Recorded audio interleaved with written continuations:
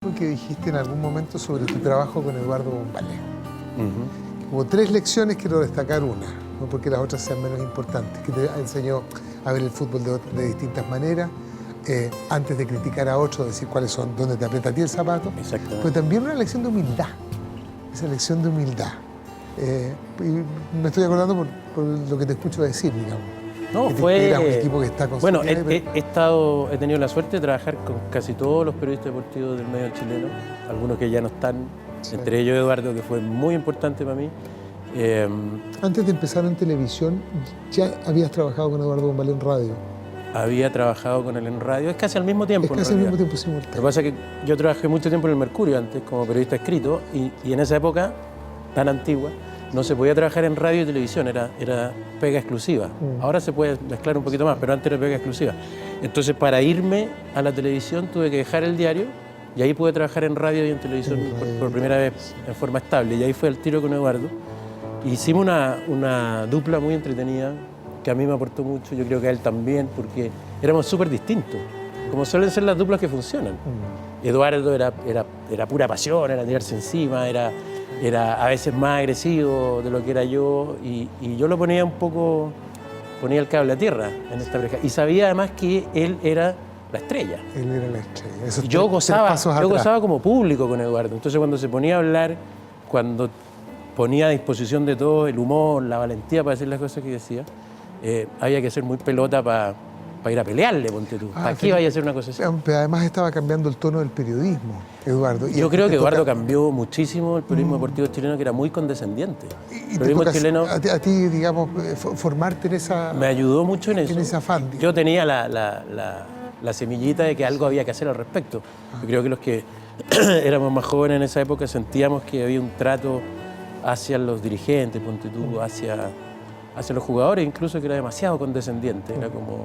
Era como que éramos parte de la familia. Acuérdate, yo no sé si la gente sabe eso, pero hubo una época no tan antigua en que la NFP, cuando viajaba con la selección, designaba un periodista que lo acompañaba. Los periodistas eran parte de la delegación. Dormían con los jugadores, dormían con los en el mismo hotel me refiero, sí. Con los dirigentes, y era parte como de la familia, sí. de los viajes, que a mí me parecía nefasto, sí, claro. Porque obviamente te obligaba a tener una condescendencia que no correspondía.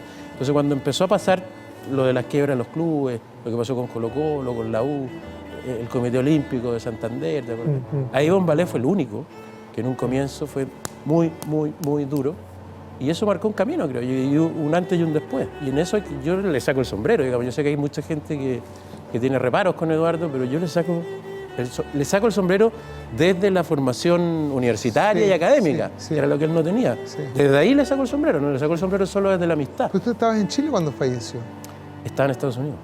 ¿Estabas en Estados Unidos? ¿Ya te habías ido a Estados Unidos? Estaba en Estados Unidos y me llamó Sebastián Esnaola, con que hacíamos pareja en la radio. Y yo andaba caminando solo por la calle y de repente me dice, oye, parece que algo pasó con Eduardo. Puta, avísame apenas sepa algo, le digo. Y a los 10 minutos me vuelve a llamar y dice... Y te confirma que... Me confirma que se había suicidado y tuve que parar de haber llorado 15 minutos, que fue mi primera reacción, porque primero porque no lo veía hace un tiempo porque estaba yo en Estados Unidos, y segundo porque fue una noticia que de alguna forma los que estábamos un poquito más cerca, los que conocíamos bien, la esperábamos, que tarde o temprano iba a pasar algo así. Sí, entonces fue como la certeza y la rabia de no haber podido hacer nada. ¿Tú le presentaste a su esposa? Lo ayudé. ¿O le hiciste gancho? Lo ayudé a contactarse con su tercera mujer. Porque ella trabajaba en un ministerio, no me acuerdo cuál. Y Lo que pasa es que un día llegó Eduardo a la radio. Qué bonito, ¿verdad? Llegó un día a la radio y dice, conocí a mi próxima mujer. Eduardo era así. Embalada, claro. Y no lo podía frenar. Sí. Eduardo elegía y chao. Sí, y normalmente le resultaba.